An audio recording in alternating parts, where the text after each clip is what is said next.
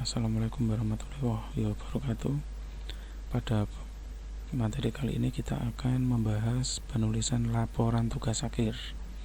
Kalau pada pertemuan sebelumnya kita sudah membahas bagaimana membuat laporan PKL, kemudian proposal TA.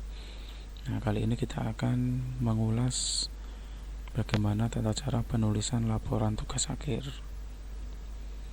Untuk tugas akhir mirip untuk laporan tugas akhir dengan proposal. Jadi kalau proposal sudah jadi, otomatis itu bab 1, 2, dan 3 sudah selesai. Tinggal melanjutkan ke bab 4, 5, dan penutupnya.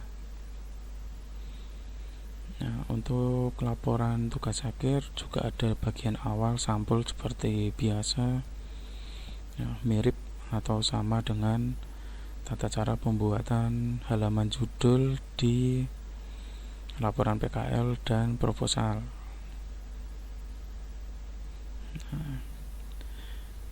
Kemudian khusus di laporan tugas akhir ada lembar pernyataan.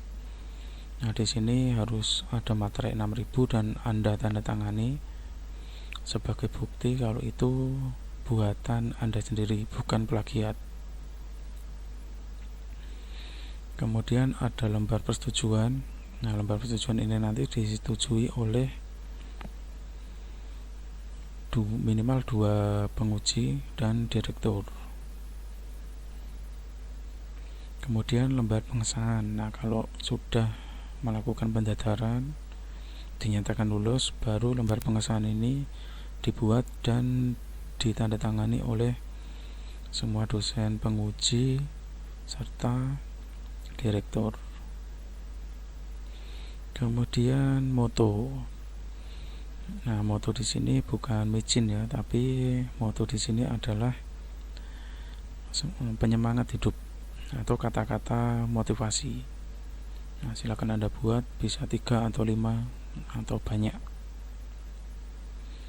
Kemudian halaman persembahan. Anda persembahkan untuk siapa laporan tugas akhir ini? Karya terakhir untuk kalian kuliah di sini. Bisa orang tua, teman, sahabat, pacar, suami, dan sebagainya. Setelah itu kata pengantar. Sama seperti laporan PKL, di sini ada kata pengantar. Biasanya ucapan terima kasih kepada instansi tempat penelitian, instansi tempat kuliah, dosen pembimbing, teman-temannya. Silakan dibuat, dijabarkan di kata pengantar. Kemudian ada daftar isi, sama seperti laporan PKL. Di sini daftar isinya adalah menunjukkan nomor halaman dari setiap bab atau subbab yang dibahas. Kemudian daftar gambar sama, berisi nomor halaman dari gambar-gambar yang ada di dalam laporan tugas akhir. Kemudian daftar tabel juga sama, isinya nomor halaman dari semua tabel yang ada di dalam laporan tugas akhir. Kemudian di sini ada bagian utama. Bagian utama di sini bisa dibagi menjadi beberapa bab. Contohnya seperti ini. Untuk projectnya tinggal disesuaikan. Kalau Anda membuat desktop, tinggal ikuti saja ketentuan yang ada di sini ya. Desktop, mobile, atau web itu sama formatnya.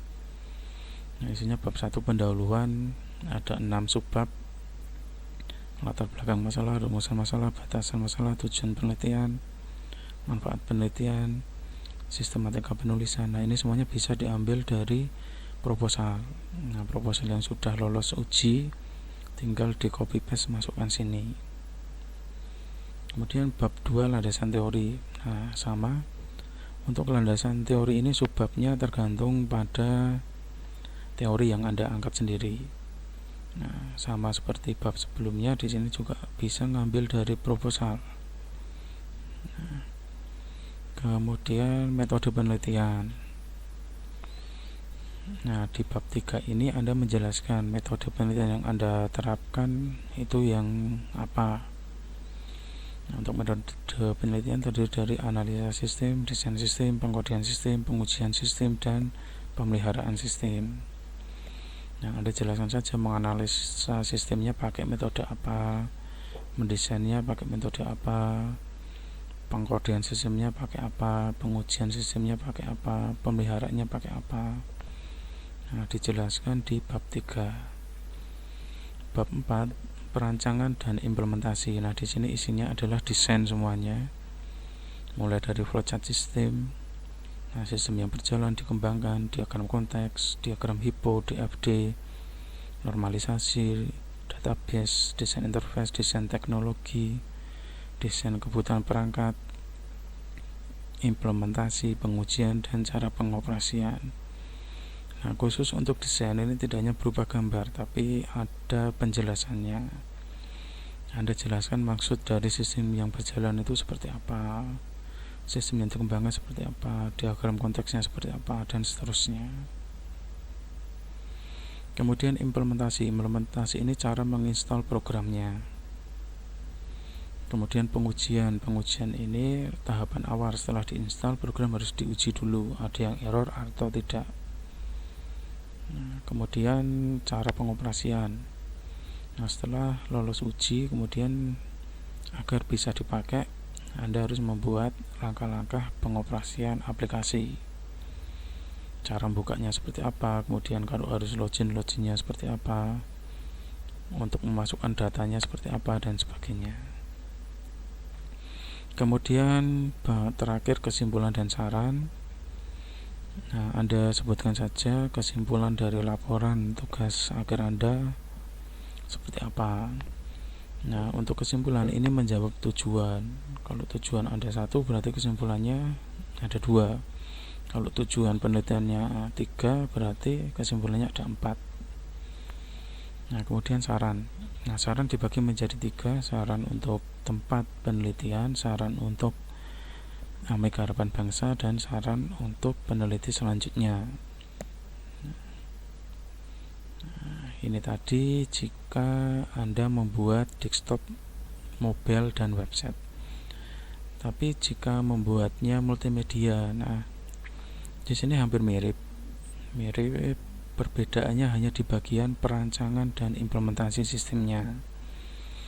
Kalau yang multimedia karena berupa video, skenario, dan sebagainya. Nah, di sini di perancangan isinya skenario aplikasi. Bisa pakai flowchart, kemudian deskripsi, diagram use case, dan lain-lain. Kemudian state analysis diagram. Nah, ini kalau animasi digunakan untuk menunjukkan pergerakan aktor dan sebagainya. Desain interface, kemudian implementasi, pengujian, dan cara pengoperasian sama seperti project website, mobile, atau desktop. Terakhir tinggal kasih penutup, kesimpulan, dan saran sama seperti tadi.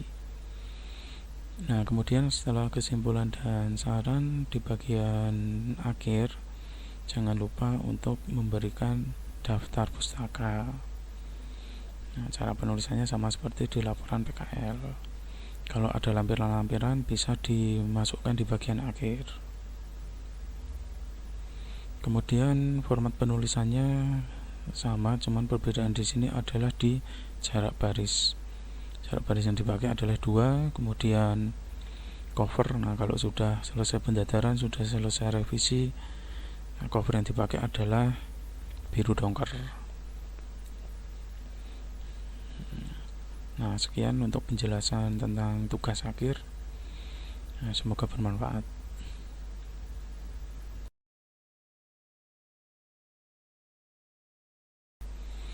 Nah, kemudian ini adalah contoh untuk penulisan tugas akhir.